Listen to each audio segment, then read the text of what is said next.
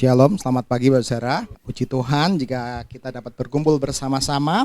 Kita masih dalam seri khotbah yang sama. Jika 2 minggu yang lalu kita belajar tentang hal memberi sedekah, minggu yang lalu kita belajar tentang hal berdoa. Tuhan Yesus dengan sengaja menjelaskan satu topik lagi berkaitan dengan kewajiban agama, dikatakan tentang hal berpuasa. Mari kita membaca bersama-sama di dalam ayat 16 sampai 18. Yang sudah ketemu katakan amin.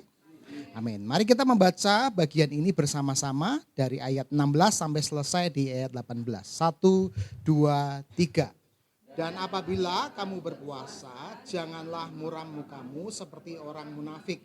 Mereka mengubah air mukanya supaya orang melihat bahwa mereka sedang berpuasa. Aku berkata kepadamu, sesungguhnya mereka sudah mendapat upahnya. Tetapi apabila engkau berpuasa, minyakilah kepalamu dan cucilah mukamu, supaya jangan dilihat oleh orang bahwa engkau sedang berpuasa, melainkan hanya oleh Bapamu yang ada di tempat tersembunyi, maka Bapamu yang melihat tersembunyi akan membalasnya kepadamu. Amin. Saya akan membuka dengan pertanyaan. Saya berharap kita juga menjawab ya. Pertanyaannya begini Pak Saudara. Bagaimana caranya kita mengenali seorang tersebut adalah seorang Kristen? Kira-kira apa yang akan Bapak Saudara lakukan untuk mengenali bahwa kalau ketemu orang itu Kristen apa enggak gitu? KTP, masa langsung ketemu KTP-mu mana gitu ya? Karakternya, oh ada identitasnya ya, pakaiannya bisa, karakternya. Ada lagi? Pakai kalung saleh betul gitu kan. Ada lagi yang lain mungkin. Kebanyakan dari kita akan mengenali seseorang itu Kristen atau tidak. Yang paling mudah dan saya juga pasti akan melakukannya dengan cara melihat secara luar. Ya, bagaimana pakaian yang dipakai, aksesoris yang dipakai gitu kan. Lalu bagaimana orang tersebut mungkin bertindak tanduk, tadi bicara tentang karakter, apa yang dilakukan, bahkan apa yang diucapkan, apa yang menjadi keseharian orang tersebut. Bisa kita identitaskan untuk mengenali orang tersebut Kristen atau tidak. Sebenarnya hal itu hal yang wajar, normal. Tetapi begini Bapak Saudara, kalau kita hanya identifikasi orang Kristen hanya pada penampakan luarnya saja, nah ini yang menjadi berbahaya. Saya kasih contoh misalnya, kalau kita hanya melihat orang itu Kristen atau tidak berdasarkan ramah atau tidak, suka membantu atau tidak. Nah, apa bedanya orang Kristen dengan Satpam BCA? Dia juga ramah, selamat pagi Pak, ada yang bisa saya bantu gitu kan. Saya sering kali kalau ngantar istri saya ke BCA, ditolong tuh parkirnya gimana, diarahkan, dibantu gitu. Lalu kalau kita hanya sekedar mengidentifikasi orang itu Kristen atau tidak hanya berdasarkan 3S, senyum, sapa, dan salam gitu kan. Apa bedanya orang Kristen dengan resepsionis Hotel Bintang 5? Lalu kalau kita hanya sekedar mengidentifikasi orang tersebut hanya berdasarkan karakter sabarnya saja. Apa bedanya orang Kristen dengan customer service, airlines atau pesawat yang selalu delay. Yang kalau kita lihat di media sosial lu dimaki-maki, dimarah-marahi, dia bilang maaf Pak gitu kan. Hanya senyum, hanya sabar, gak membalas gitu kan. Nah inilah bahayanya kalau kita mengenali identitas orang itu Kristen atau tidak Kristen hanya pada penampilan luarnya. Hanya pada apa yang nampak saja, hanya pada apa yang dilakukannya saja. Kalau hanya itu saja, maka kita akan mendapati bahwa tadi perbandingan dengan seorang satpam BCA, resepsionis Hotel Bintang 5, customer service pesawat yang delay. Maka kita akan mendapati kok nggak ada bedanya ya? Kok sepertinya sama saja. Dan problem inilah yang sengaja Tuhan Yesus ajarkan. Kenapa dia mengajarkan tentang berdoa, tentang bersedekah, tentang berpuasa.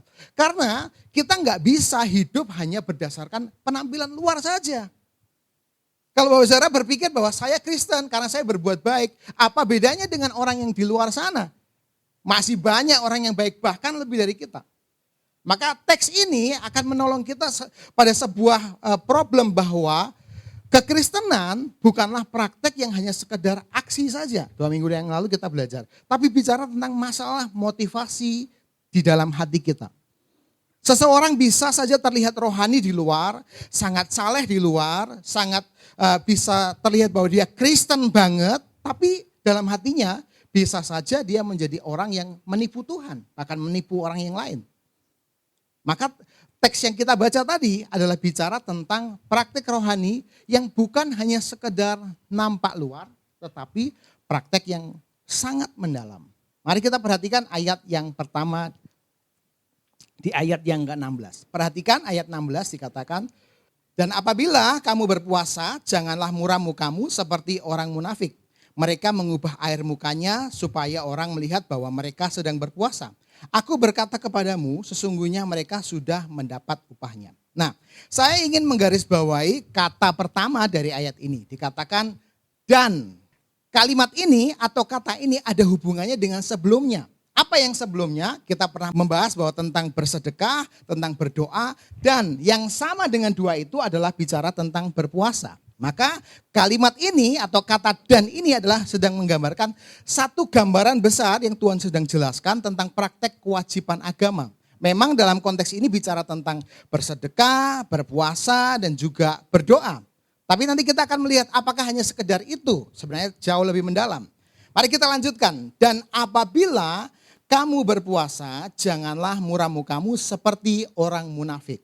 Kata munafik ini adalah kata yang selalu diulang berkaitan dengan topik-topik sebelumnya. Tentang bersedekah juga dikaitkan dengan orang munafik. Tentang berdoa juga dikaitkan dengan orang yang munafik. Dan berpuasa juga dikaitkan dengan satu identitas yaitu orang yang munafik. Orang munafik adalah orang yang melakukan hal yang tidak sama apa yang nampak luar dan apa yang nampak dalam. Di dalam teks ini Tuhan sedang menjelaskan bahwa kalau kamu berpuasa jangan sama dengan orang munafik. Dan dia jelaskan ada dua ciri orang munafik di ayat 16 ini. Yang pertama, ciri pertamanya adalah kalau kamu berpuasa jangan seperti orang munafik yang bagaimana orang munafik yang muram mukanya. Jadi ada sebuah praktek atau kegiatan yang sungguh lumrah, sungguh wajar ketika orang berpuasa, dia selalu memuramkan mukanya.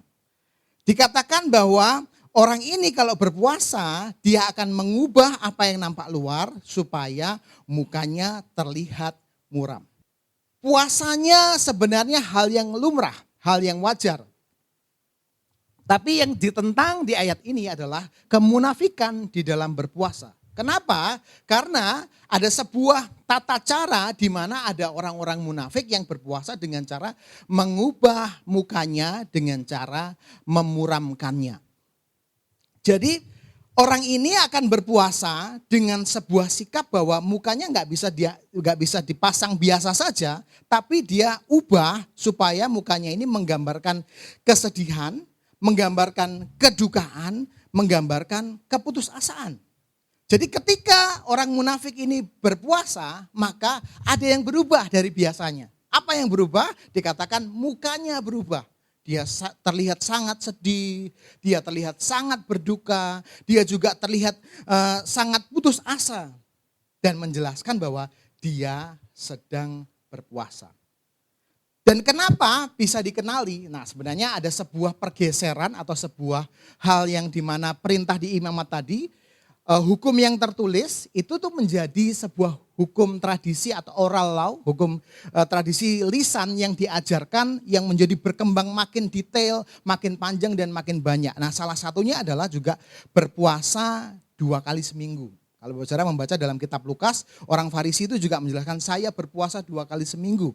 Jadi sudah sangat umum di zaman Yesus orang yang berpuasa itu bisa mengambil 2 hari dalam seminggu, Senin dan Kamis, lalu dalam berpuasa tersebut dia menunjukkan ini. Nah masalahnya begini Pak Saudara, di Senin dan Kamis itu dalam tradisi Yahudi adalah itu tuh hari kalau orang Jawa atau tradisi di kultur kita itu ada namanya hari pasar kan.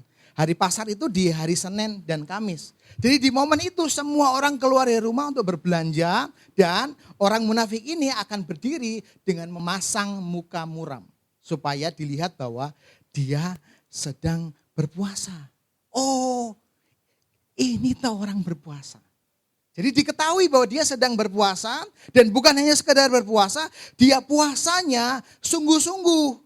Dia puasanya sangat serius. Berarti, oh ini loh orang saleh. Oh ini loh orang taat sama Tuhan.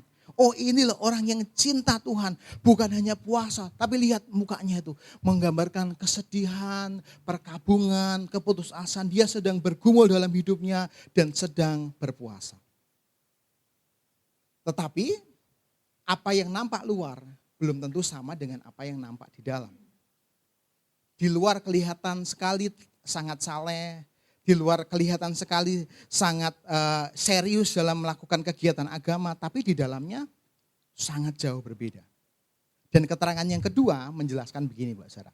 Bukan hanya mukanya muram, tetapi juga mengubah air mukanya. Mengubah air mukanya ini bicara tentang bahwa kemungkinan besar ada banyak tafsiran saya baca dan menyimpulkan kesamaannya yaitu bahwa mereka itu menaruh kain kabung atau menaburkan abu di kepala mereka untuk menjelaskan bahwa mereka itu berpuasa. Jadi orang munafik ini bukan hanya sekedar melakukan kegiatan agama, bukan hanya sekedar berpuasa, tapi puasanya ditambah sebuah gestur atau sebuah langkah dari tubuhnya yang menjelaskan bahwa dia sedang muram mukanya, air mukanya juga diubah. Oh ini sedang puasa, jangan diganggu. Jangan dipercandain, dia sungguh orang saleh, dia cinta Tuhan. Tetapi menariknya adalah ayat ini juga menjelaskan kepada kita. Semua gestur munafik itu bukan hanya sekedar hal yang di luar karena yang bagian C mengatakan bahwa semuanya itu dilakukan supaya orang melihat bahwa mereka sedang berpuasa. Jadi tujuan dari semua gestur itu dilakukan, mukanya muram, air mukanya berubah atau mungkin ada kain kabung atau abu yang ditaburkan di kepalanya. Itu semua dengan sebuah tujuan supaya orang lihat aku sedang berpuasa. Supaya orang melihat bahwa aku sedang melakukan sebuah kegiatan agama dan aku adalah orang yang taat, aku adalah orang yang cinta Tuhan. Supaya dilihat oleh orang lain. Supaya dikenali bahwa aku adalah orang yang sedang berpuasa. Alkitab memberikan keterangan yang menarik tentang berpuasa. Yang pertama, berpuasa adalah tentang merendahkan diri. Puasa selalu dikaitkan dengan sebuah sikap bahwa bukan hanya sekedar pantang untuk makan atau tidak minum saja, tapi bicara tentang bahwa itu sikap untuk merendahkan diri. Di dalam Imamat, di dalam Esra, di dalam kitab-kitab yang lain menjelaskan bahwa ketika seseorang merendahkan diri biasanya dikaitkan dengan sebuah sikap, gestur yaitu berpuasa. Tetapi menariknya adalah orang-orang Farisi ini justru memanfaatkan puasa tersebut supaya terlihat hebat di mata orang lain. Bukan merendahkan diri, tapi puasa jadi ajang untuk meninggikan dirinya. Dan yang kedua, berpuasa juga berarti tentang menangisi dosa-dosa.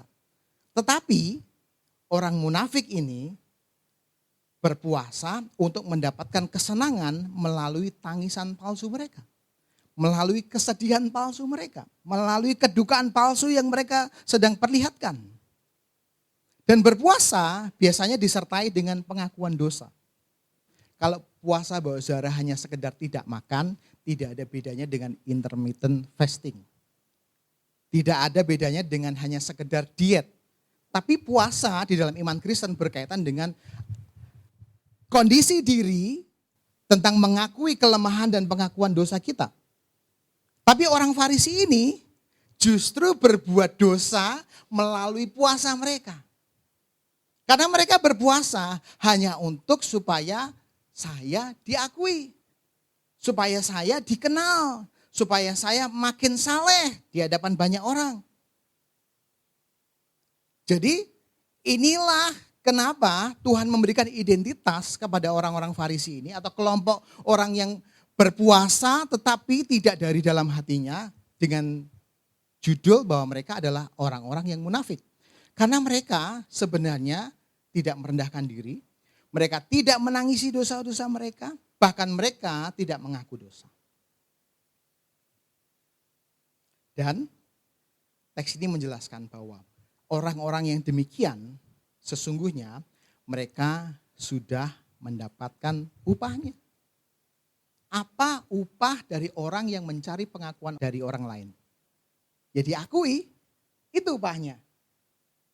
Apa ganjaran, balasan dari orang-orang yang berpura-pura saleh? Ya akan dikenal saleh. Tapi ya itu sudah, nggak ada lagi, cukup. Mereka sudah mendapat upahnya, ya sudah. Oh berarti orang ini saleh, berarti orang ini baik, berarti orang ini cinta Tuhan, berarti orang ini rajin berpuasa. Sudah, stop. Hanya sekedar pengakuan. Tidak ada lagi ganjaran yang didapat, tidak ada lagi upah yang didapat, tidak ada lagi balasan yang didapat. Upah mereka hanya dikenal saleh, cukup. Maka ini membawa kita pada sebuah pertanyaan. Kalau kita hanya sekedar saleh, sekedar ingin dikenal baik, lakukan seluruh kegiatan agamawi di Alkitab. Lakukan itu. Pasti kok dikenal. Pasti diakui saleh. Tapi pertanyaannya begini Mbak Sarah. Apakah tujuan kita dalam ibadah? Tadi kan puasa ini termasuk di dalam kegiatan ibadah atau kewajiban ibadah. Atau secara spesifik pertanyaan saya membawa pada hal ini. Dalam ibadah, kita ini mencari Yesus untuk mendapatkan Yesus, atau kita mencari Yesus untuk mendapatkan yang bukan Yesus. Kalau Mbak Zara mencari yang bukan Yesus adalah pujian dari orang lain, ya. Jadi selama ini Mbak Zara sedang beribadah kepada diri sendiri.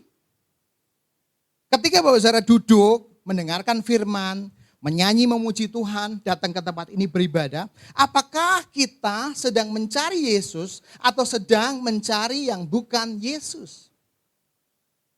Apa yang bukan Yesus?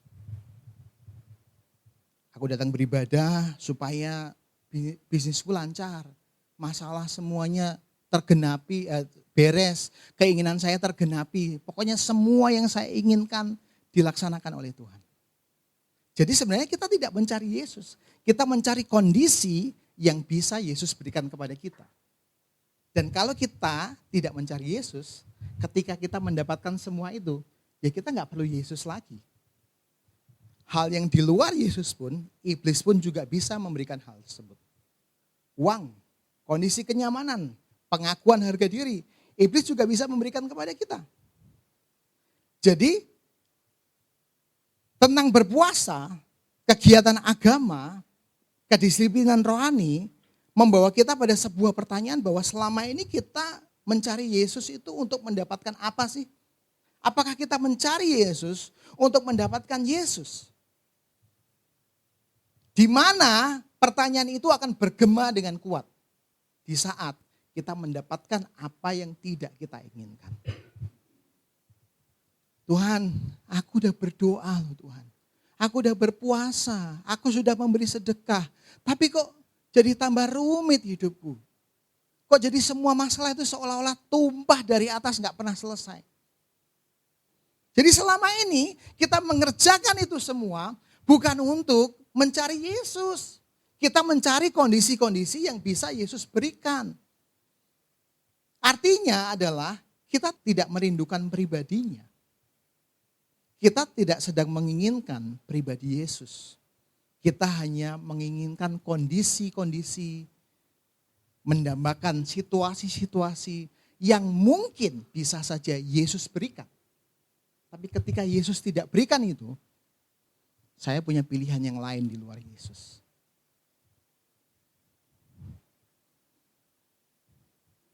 Maka, kenapa kita harus dengerin firman? Kenapa kita harus memuji Tuhan? Kenapa kita harus berdoa? Kenapa kita harus melakukan semua perintah agama di Alkitab? Kalau kita lakukan itu hanya untuk mendapatkan situasi dan kondisi saja, berarti selama ini kita tidak sedang mencari pribadinya. 2 minggu lalu kita sudah belajar bahwa kita hanya sekedar terancam atau kita sedang mengharapkan hadiah, tapi kita tidak sungguh-sungguh mengasihi Yesus. Maka sebelum kita masuk lebih jauh, mungkin ini adalah momen yang tepat untuk kita bertanya dalam hati kita. Apakah Anda duduk mendengarkan firman dengan mencari sebuah keinginan bahwa apa yang hari ini firman berikan kepada saya? Apakah firman ini menjawab bisnisku, menjawab masalahku, menyembuhkan penyakitku? Alah, datang kok disuruh puasa. Saya udah puasa, Mas. Tiap hari saya puasa karena nggak punya makanan. Nggak perlu diajarin puasa. Berarti selama ini kita datang tidak cari Yesus. Kita mencari sesuatu yang bukan Yesus. Seolah-olah kita duduk mendengarkan firman, tapi hati kita sedang berbicara bahwa, ayo apa yang bisa aku terima? Ayo apa yang bisa aku dapat? Ayo apa lagi yang bisa aku lakukan supaya saya mendapatkan apa yang aku mau? Jadi kita tidak sedang merindukan pribadinya, kita tidak sedang mengasihi pribadinya, bahkan sebenarnya kita tanpa Yesus pun enggak apa-apa. Karena yang kita rindukan bukan pribadinya. Dan inilah kenapa Tuhan memberikan identitas yang sungguh keras. Dikatakan bahwa orang-orang seperti ini adalah orang yang munafik. Seolah-olah engkau datang kepadaku tapi engkau tidak mencari aku.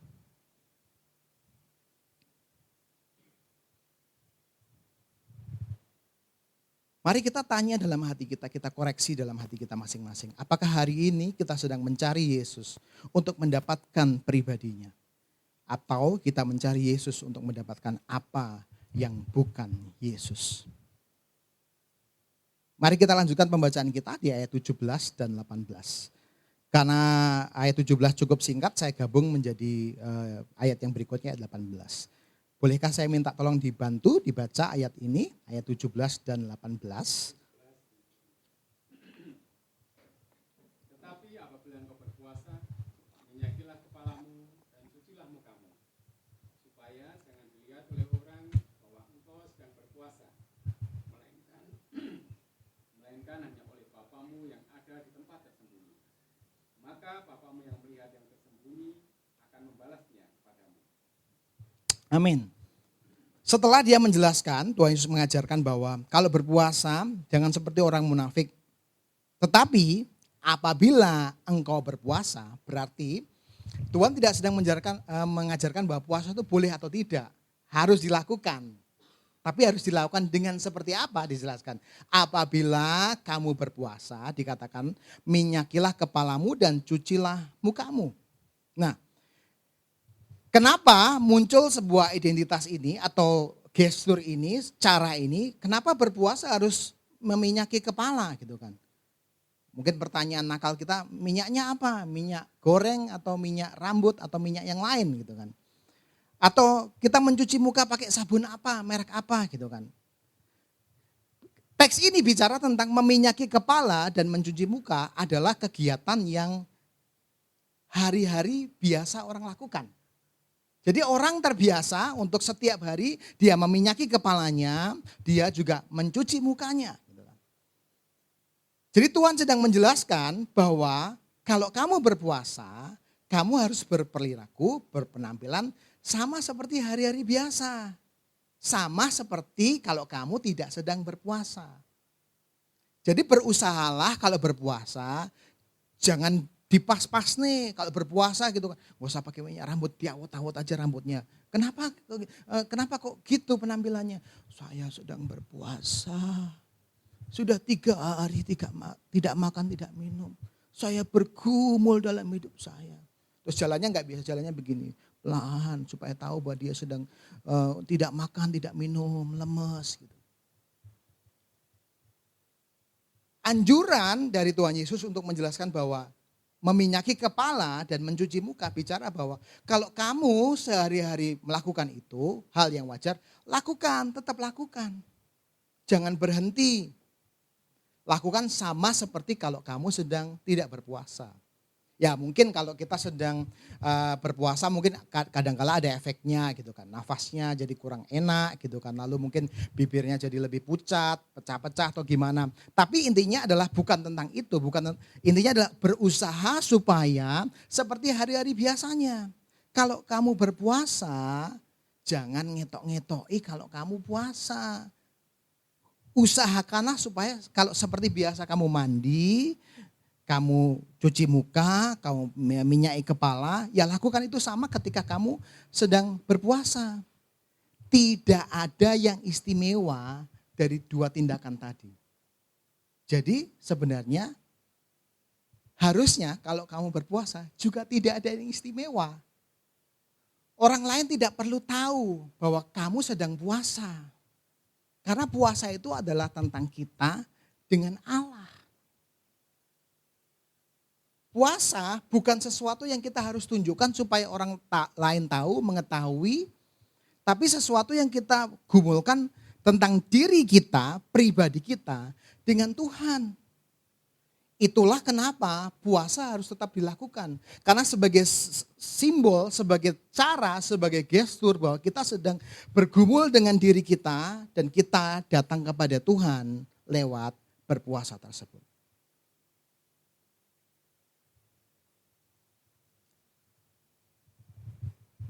Saya tidak tahu berapa dari kita yang juga melakukan disiplin rohani ini. Kalau bersedekah 2 minggu lalu, mungkin juga terbiasa. Kita masih bisa ingat itu kapan. Berdoa bahkan. Sebelum kita ibadah juga berdoa. Tapi berpuasa. Kapan kita berpuasa sebagai cara kita bergumul dengan Allah?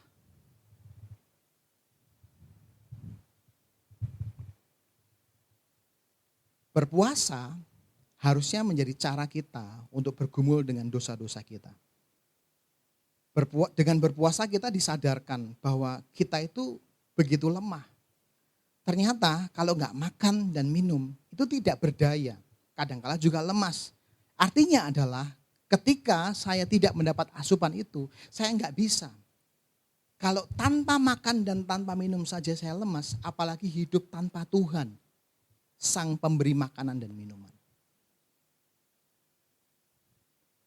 Kadangkala puasa kita bukan tentang bergumul dosa-dosa kita, menyandarkan dan merendahkan diri kita kepada Tuhan. Tapi berkaitan dengan hal-hal yang bukan Allah, bukan Tuhan. Kita berpuasa hanya untuk supaya semua keinginan kita terpenuhi. Dengan berpuasa malah kita harus belajar untuk mengontrol diri, menyangkal diri. Supaya kita berfokus kepada Tuhan saja.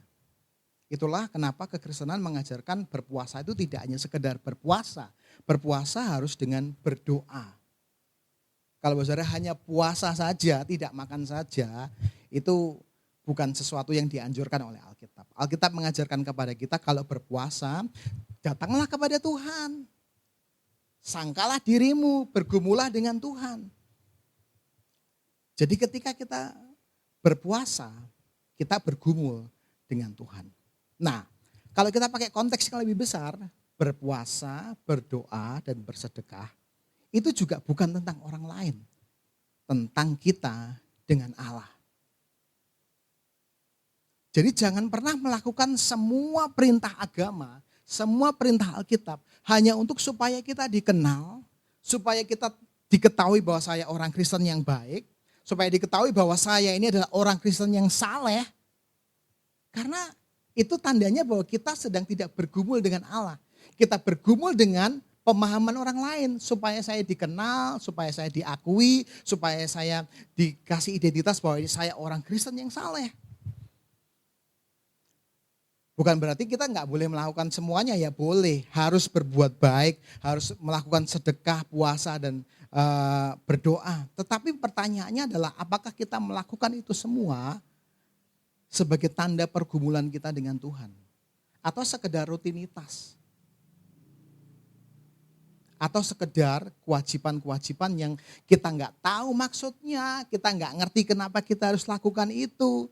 Ya kita terpaksa melakukan itu. Bahkan mungkin kita terancam dan harus melakukan seperti itu. Kita sedang bergumul dengan kemauan kita sendiri. Puasa adalah tentang kita dengan Tuhan. Kenapa Tuhan ngajarin kita tentang puasa? Toh kita enggak kekurangan anjuran kok tentang puasa. Nggak usah pakai kepercayaan yang lain. Kalau saudara datang ke dokter dengan segala sakit penyakit, maka dokter akan memberikan anjuran bahwa puasa Pak ya, puasa Bu ya.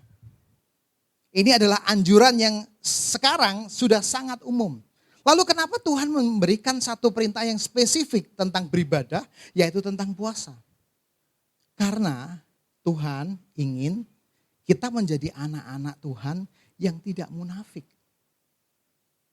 Puasa kita bukan puasa yang nampak luar, tapi puasa yang keluar dari pergumulan dari hati, dan itu menjelaskan kepada Tuhan bahwa saya sedang bergumul dengan dosa-dosa saya ingin bergantung kepada Tuhan, dan saya ingin tahu bagaimana cara Tuhan mengubah hidup saya. Tentang kita dan Tuhan. Kenapa Tuhan ngajarin kita puasa? Karena Tuhan ingin kita anak-anak Tuhan bisa mengasihi Tuhan dari hati, bukan hanya sekedar aksi. Kalau kita hanya menjalankan kegiatan rutin agamawi kita, ya kita hanya sekedar mengasihi Tuhan dari kegiatan dari penampilan luar saja. Aksinya saja Kristen, hatinya ateis mungkin, nggak percaya sama Tuhan. Dan yang berikutnya adalah kenapa Tuhan ngajarin kita puasa. Karena Tuhan ingin mengajar kita tentang menyangkal diri, bukan membenarkan diri. Orang-orang Farisi ini berpuasa dengan menjelaskan bahwa aku suci, aku benar, dan aku saleh.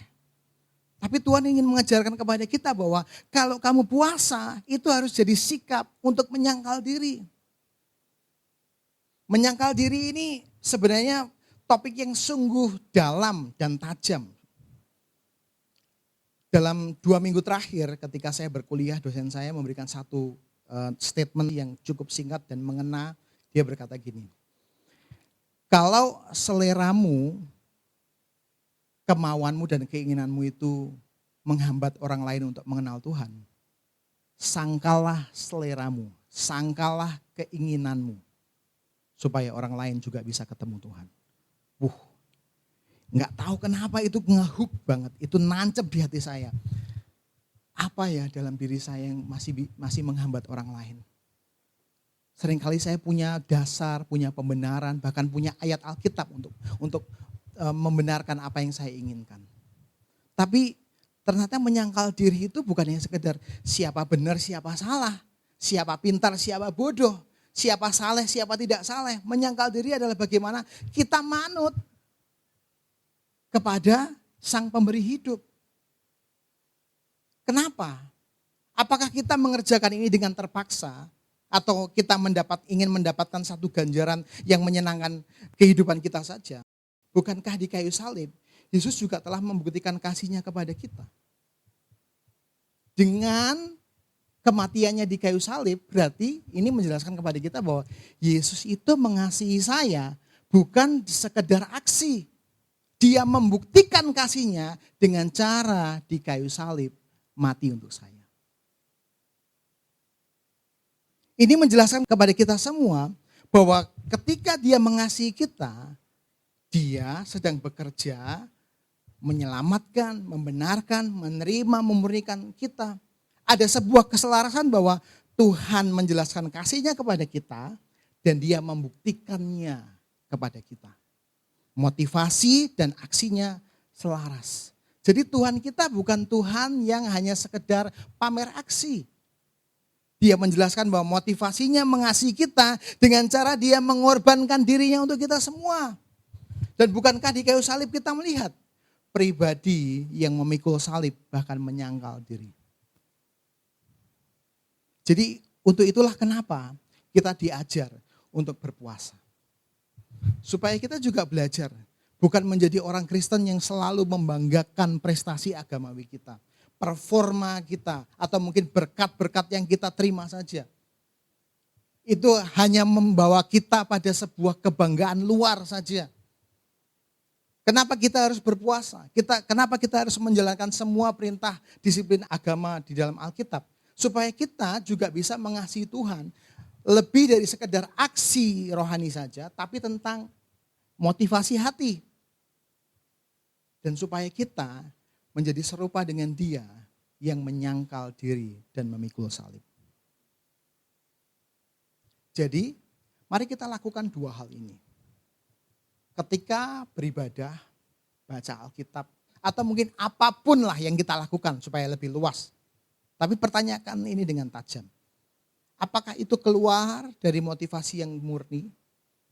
Kita berusaha mengecek hati kita. Apakah saya melakukan ini sebagai tanda cinta saya kepada Tuhan? Apakah saya melakukan ini sebagai tanda saya taat kepada Tuhan? Atau hanya sekedar saya ingin taat supaya saya mendapat berkat. Saya ingin taat supaya saya tidak dihukum. Berarti kita hanya mengasihi diri sendiri. Kita tidak pernah sesungguhnya mengasihi Tuhan. Dan lewat berpuasa, belajarlah menyangkal diri. Dengan tidak makan, tidak minum, kita merasa lemah, lemas. Bukankah hidup tanpa Tuhan harusnya membuat kita tahu bahwa saya nggak bisa hidup tanpa Tuhan. Mari kita tutup Alkitab kita. Mari kita datang kepada Tuhan dengan bertanya. Satu pertanyaan yang penting yang tadi kita sudah sama-sama gumulkan. Apakah kita datang mencari Yesus dan untuk mendapatkan Yesus? Atau kita sedang mencari Yesus untuk mendapatkan yang bukan Yesus? Mari kita ambil saat teduh sebentar, 1-2 menit. Jawablah dalam hatimu. Apakah kita mencari Yesus atau mencari yang bukan Yesus? Mari kita berdoa secara pribadi.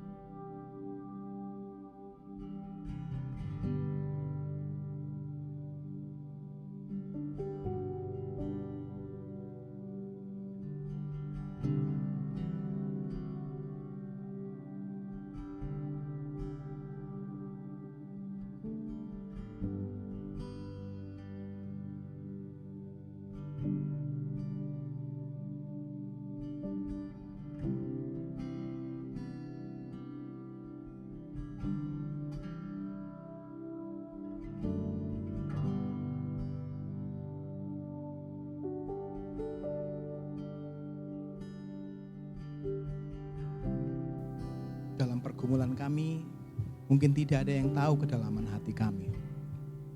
Bahkan orang terdekat kami pun tidak tahu sejauh mana kedalaman motivasi hati kami. Tapi biarlah hari ini kami datang secara pribadi, bertobat di hadapan-Mu, meminta Engkau untuk memurnikan hati kami, supaya kami bisa hidup memuliakan nama-Mu Tuhan. Biarlah kami tetap melanjutkan semua disiplin rohani, ketaatan semua perintah agama itu bukan untuk membenarkan diri, tapi sebagai langkah untuk menyangkal diri, sebagai langkah untuk mencari Engkau dan juga mendapatkan Engkau. Karena apa Tuhan? Karena kadangkala kami mendapatkan apa yang tidak kami inginkan, tapi di dalam situasi tersebut Engkau tidak meninggalkan. Bukankah Engkau juga pernah menderita? Bukankah Engkau juga pernah kesepian? Bukankah Engkau juga pernah ditolak dan dikhianati? Itulah kenapa Engkau tetap hadir menyertai di setiap musim hidup kami. Tuhan, hamba-Mu berdoa buat setiap kami Tuhan. Supaya lewat pergumulan hidup kami ditolong. Bukan untuk mendapatkan kebenaran-kebenaran yang kami banggakan kepada orang lain. Bukan punya nasihat-nasihat untuk menjelaskan bahwa saya lebih rohani dari orang lain, saya lebih saleh dari orang lain, bukan. Tapi kami mengalaminya sebagai langkah untuk mengenal pribadi-Mu yang penuh kasih. Kasih yang dari Tuhan tidak pernah habis, bahkan sampai mati pun kami mungkin belum bisa mengenal kasih-Mu sepenuhnya. Kenapa? Kenapa orang berdosa ini dikasihi? Bukankah seharusnya orang berdosa ini ditolak, ditendang, dibinasakan? Tapi entah kenapa Engkau memberikan kasih karunia itu kepada kami. Dan itu masih menjadi misteri dalam hidup kami. Tapi kabar baiknya adalah anugerah Allah bekerja dalam setiap kami. Bukan hanya sekedar menyelamatkan, tapi juga memurnikan dan mendewasakan kami. Biarlah anugerah-Mu juga bekerja untuk membuat kami bertumbuh secara rohani. Bukan hanya sekedar melaksanakan kegiatan agama, tapi juga memurnikan motivasi hati kami. Supaya kami Bukan mengasihi Engkau lewat tindak tanduk hidup kami, tapi juga mengasihi dari hati kami. Sehingga motivasi dan aksi selaras, bukan sebuah hal yang berbeda. Supaya kami tidak menjadi orang Kristen yang munafik. Kalau di gereja ngomongin Tuhan, di luar ngomongin yang bukan Tuhan. Bahkan mungkin perbuatan kami sungguh berbanding terbalik Tuhan. Kami sama dengan orang-orang dunia ini. Kami bukan menjadi terang dan garam, kami bahkan menjadi serupa dengan dunia ini. Tuhan, tolonglah kami, supaya kami juga bisa menyangkal diri kami. Supaya kami juga bisa mengenali kasih-Mu. Bahkan bisa bertumbuh untuk mengasihi Engkau Tuhan. Tuhan, hamba-Mu berdoa buat segenap gereja-Mu di tempat ini. Engkaulah yang mengenal setiap isi hati kami. Engkaulah yang tahu segala problem dalam hidup kami. Ya Roh Kudus, berikan penghiburan-Mu. Ya Roh Kudus, berikan damai sejahtera-Mu Tuhan. Ya Roh Kudus, berikan juga penyertaan-Mu yang limpah dalam hidup kami. Supaya kami makin hari makin tahu bahwa kami dikasihi oleh Engkau. Dan kami mau berjuang untuk mengasihi Tuhan. Terima kasih Tuhan, hamba-Mu berhenti berbicara dan hamba-Mu percaya bahwa Roh Kudus selalu berbicara lebih keras daripada suara manusia. Dan kiranya Roh Kudus juga yang mengingatkan kami tentang kebenaran. Bukan di hari Minggu di jam 7 sampai jam 9 saja. Tapi di jam yang lain di dalam keseluruhan hidup kami. Kebenaran-Mu selalu diberitakan dalam hati kami. Dan kami juga merendahkan diri, menyangkal diri untuk bertobat. Dalam nama Kristus Yesus kami sudah berdoa mengucap syukur. Haleluya. Amin.